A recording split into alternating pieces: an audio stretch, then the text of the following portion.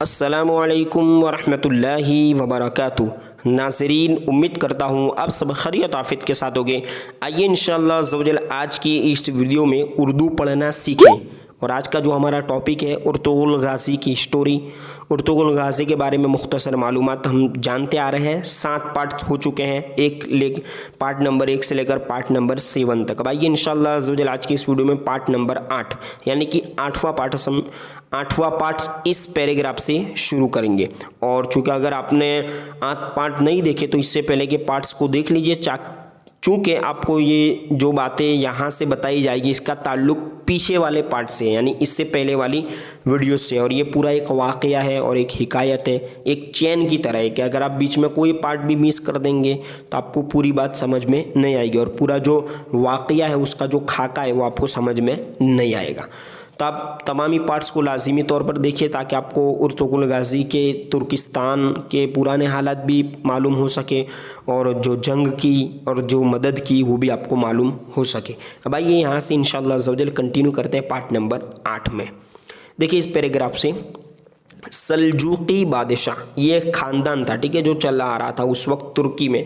तो सल्जूकी बादशाह की मेहरबानी से अर्तुग़रुल और उसके साथियों के दिन बड़े अमन और चैन से कटने लगे।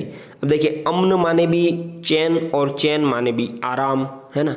तो ये कुछ उर्दू अल्फाज भी हैं जो अगर आप अभी समझते तो अच्छी बात है, लेकिन उर्दू अल्फाज और उनके माना की भी एक कैटेगरी शुरू की गई है इसी चैनल पर, इस्लामिक एंड टेक पर। तो उसके भी 21 पार्ट्स हो चुके हैं जिसमें सिर्फ उर्दू लफ्ज़ बताया जाता है और उसका माना बताया जाता है, तो आप उसे भी देख सकते हैं, ठीक है। तो अमन और चैन से कटने लगे यानी दिन अच्छे गुजरने लगे, लेकिन यहाँ भी उन तुर्क बहादुरों ने अपने बाप दादा के तौर तरीक़ों को न छोड़ा। यानी ये जो बहादुर लोग थे, जो तुर्क के थे, उनके बाप दादा जो बादशाह गुजरे हैं उनके तौर तरीके यानी वो जिस तरह अपना अंदाज़ और अपना काम किया करते थे उस काम के तरीके को, है ना, उन्होंने न छोड़ा, है ना। देखिए, इन्हें शहरों में रहना पसंद नहीं था, यानी इसका मतलब ये होगा इनके बाप दादा वगैरह सब गांव या जंगल वगैरह में रहते होंगे तो इन्हें भी पसंद नहीं था। इसलिए गर्मी के मौसम में, है ना, बरूसा के शहर के पास एक मैदान में खेमे गाड़ दिए, जिसको अब अभी हम वो टेंट लगाते हैं ना, टेंट, इस तरह पहले खेमे लगाए जाते थे, ठीक है, खुली हवा में मैदान में। वो भेड़ बकरियों के गले चुराते फिरते थे। देखिए आगे, जब झाड़ा शुरू होता, अब देखिए यहाँ गर्मी की बात चली, गर्मी का मौसम है, इसके बाद जाड़ा यानी ठंडी, सर्दी का जो मौसम होता है उसको जाड़ा का मौसम। तो जाड़ा शुरू होता है यानी ठंडी का मौसम शुरू होता और बरूसा के आसपास चारा न मिलता तो सिकारिया की वादी में उठ जाते और सर्दी के दिन वहीं गुजारते। अब देखिए, गर्मी में तो क्या खुलेआम रह सकते, गर्मी में तो बाहर ही रहना चाहिए, मतलब टेंट वगैरह लगा के तो खुली हवा वगैरह मिल सके, फ्रेश एयर, ठीक है। अब क्या होता कि ठंडी में तो अब हमें बचना है और हवा से भी बचना है, ठंडी ठंडी हवा से। अब वो भेड़ बकरियों को भी वहाँ मतलब रखते थे, ठीक है, और उनके साथ भेड़ बकरियां भी रहा करती थी। तो भेड़ बकरियों का जो चारा वो नहीं मिलता था उनके आसपास, ठीक है। तो क्या करते थे, ये जो सकारिया की जो वादी है उसमें उड़ जाते यानी वहाँ पर चले जाते और सर्दी के दिन वहीं गुजारते उस वादी में।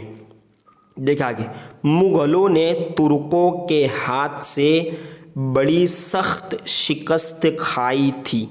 देखिए, जो मुग़ल जिन्होंने अर्तुग़रुल को अपने वतन से निकाल दिया, है ना, तो उन्होंने, ये मुग़ल एक पूरा ख़ानदान ही है, कबीला है, और ये तुर्क जो तुर्किस्तान के, तो तुर्कों के हाथ से उन्होंने बड़ी सख्त शिकस्त यानी हार गए थे, मतलब ज़िल्लत और रुसवाई हुई थी उनकी, बड़ी सख्त शिकस्त खाई थी यानी वो ज़ोरदार तरीके से हारे थे।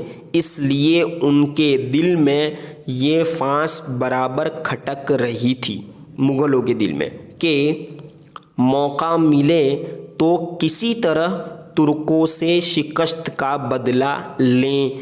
यानी किसी भी तरह मौका मिल जाए तो हम तुर्कों ने जो हमें हराया है, तुर्कों ने हमें हराया है, हमें शिकस्त दी है, उसका हम बदला ले, यानी अपना हार का बदला ले सके। रूम के ईसाई बादशाह जिनसे, ये भी एक है ना शहर कंट्री है, रूमी कहा जाता है ना रूम, तो रूम बादशाह, ईसाई बादशाह जिनसे तुर्कों ने एशियाई कोचक, ये अभी पुराना देखिए नीचे दिया हुआ है, मौजूदा तुर्की के इलाके का पुराना नाम, यानी अभी जो तुर्की है इसको पहले पुराने नाम में ये कहते थे एशियाई कोचक का इलाका है ना छीना, जिनसे तुर्कों ने ये जो तुर्की का जो इलाका था वो क्या था, छीना था, नहीं पढ़ा लिया था, ले लिया था। हमेशा ऐसे मौक़ों की ताक में रहते थे, यानी बदले की ताक में। उनको ये बात मालूम हुई तो उन्होंने मुग़लों को कहला भेजा, यानी मुग़लों के साथ कहलाया, कहकर उनको भेजा कि अगर अब के तुम अनातोलिया पर हमला करो तो हम तुम्हारा साथ देंगे। तो ये भी एक मतलब सोचो विचार के साथ बातचीत की जाती थी उस वक्त, है ना। आप देख सकते हैं कि किस तरह पहले जंग का मामला हुआ, अब साथ देने की बात यहाँ पर हो रही है। अब इंशाअल्लाह अज़्ज़वजल आगे क्या हुआ, आगे के बारे में इंशाअल्लाह अज़्ज़वजल पार्ट नंबर 9वां पार्ट हम इंशाअल्लाह अज़्ज़वजल इस पैराग्राफ से पढ़ेंगे। अस्सलामु अलैकुम व रहमतुल्लाहि व बरकातुहू।